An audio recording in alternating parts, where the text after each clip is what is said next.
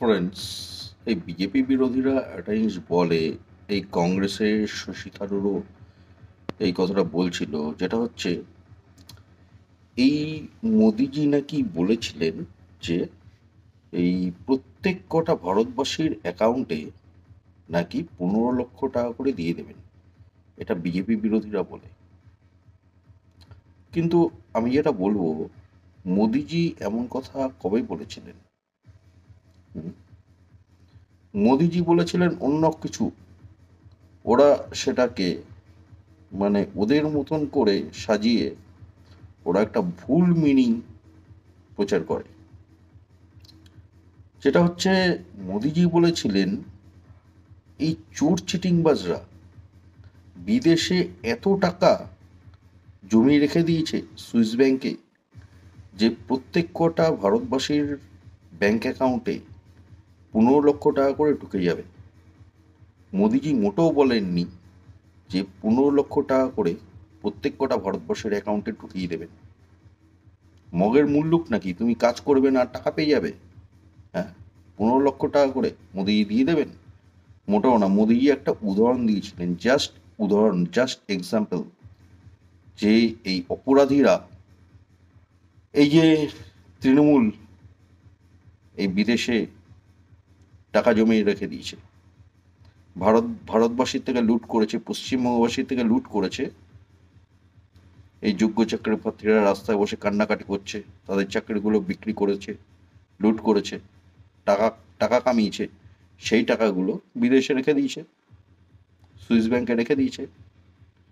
তারপরে কংগ্রেস এমনটা করেছিল 70 বছর।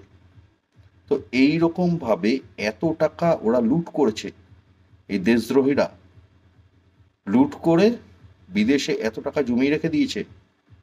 ভারতবাসীর থেকেই তো লুট করেছে টাকাটা। তো লুট করে এত টাকা বিদেশে রেখে দিয়েছে, সেই টাকা প্রত্যেক কটা ভারতবাসীর ব্যাংক অ্যাকাউন্টে 15 লক্ষ টাকা করে ঢুকে যাবে। মানে ভেবে নাও কত টাকা লুট করেছে এই চোর চিটিংবাজরা।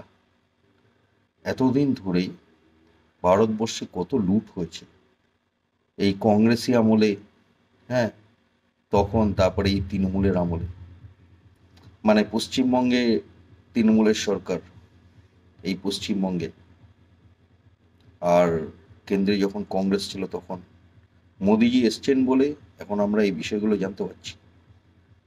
একবার বুঝে নাও কত টাকা ওরা লুট করেছে। 15 লক্ষ ইন্টু 130 কোটি। ঠিক আছে, ভাবো কত টাকা সুইস ব্যাংকে জমিয়ে রেখেছে। তো এইটা ওরা বলে মোদিজি নাকি প্রত্যেক কটা ভারতবর্ষের অ্যাকাউন্টে দিয়ে দেবেন, হ্যাঁ, 15 লক্ষ টাকা করে। মোটেও বলেনি। মোদিজি জাস্ট এক্সাম্পল দিয়েছে, জাস্ট এক্সাম্পল। এই এক্সাম্পলটা বললাম, এবার তোমরা একটু ক্যালকুলেট করে নাও এই বিজেপি বিরোধীরা কত টাকা লুট করেছে, লুট করে বিদেশে সুইস ব্যাংকে জমিয়ে রেখে দিয়েছে। ঠিক আছে, ভারতবর্ষের থেকে লুট করেছে, লুট করে বিদেশে সুইস ব্যাংকে জমিয়ে রেখে দিয়েছে। একবার বুঝে নাও, একবার ক্যালকুলেট করে নাও তোমরা, তাহলে হিসাবটা পেয়ে যাবে। এ আর কি বিষয়।